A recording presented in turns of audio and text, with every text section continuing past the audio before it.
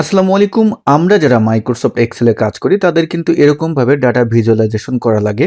এখন এই কাজ কিন্তু আমরা কন্ডিশনাল ফরম্যাটিং দিয়ে খুব সুন্দরভাবে করতে পারবো।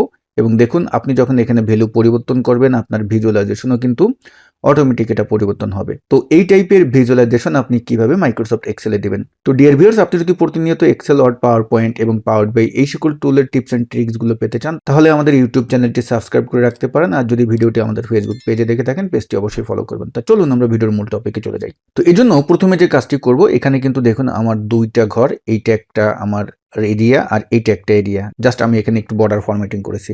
তো প্রথম ঘরে এসে আমি ইকুয়াল চাপ দিব এবং এই ঘরের ভ্যালুটা আমি সিলেক্ট করে নিব, নিয়ে আমি এন্টার দিলাম। তাহলে দেখা যাবে যে ওই একই ভ্যালুটাই কিন্তু আমার দেখাচ্ছে।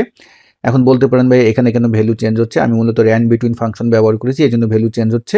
ওকে, তো এখন আমরা যে কাজটি করব, যেখানে আপনি এই ডাটা বার্সটি দেখতে চাচ্ছেন অর্থাৎ ভিজুয়ালাইজেশনটা দেখতে চাচ্ছেন ওটা সিলেক্ট করবেন, করে আপনি চলে যাবেন হোম মেনুতে।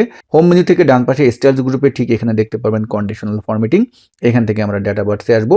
ডাটা বার্সে ক্লিক করে নিচ থেকে আমরা মোর রুলসে আসবো। সরাসরি এখান থেকে কোনো ডাটা বার্স দিবেন না, মোর রুলসে আসবো। মোর রুলসে আসলে এই ডায়লগ বক্সটি পাবেন এবং এখান থেকে এই যে আমরা দেখতে পারতেছি শো বার অনলি, এইটা টিক দিয়ে দেবেন।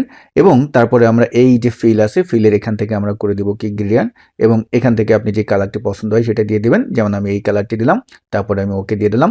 এবং এখন দেখুন আপনি এখন যখনই যেই ভ্যালু চেঞ্জ করবেন অটোমেটিক কিন্তু এটা আপনার পরিবর্তন হবে। তো ডিয়ার ভিউয়ার্স, আপনারা যারা আমাদের কাছ থেকে Microsoft Excel basic to advance level পর্যন্ত শিখতে চান, আমাদের নতুন ব্যাচের ভর্তি কিন্তু অলরেডি শুরু হয়ে গিয়েছে। কোর্স সম্পর্কে বিস্তারিত জানতে আমাদের এই ভিডিওর ডেসক্রিপশন বক্সে যে লিঙ্ক দেওয়া আছে সেই লিঙ্কে ক্লিক করে আপনি জেনে নিতে পারবেন। তো আসন সংখ্যা কিন্তু খুবই সীমিত, আপনার ভর্তিটি দ্রুত কনফার্ম করুন। সবাই ভালো থাকবেন। আসসালামু আলাইকুম।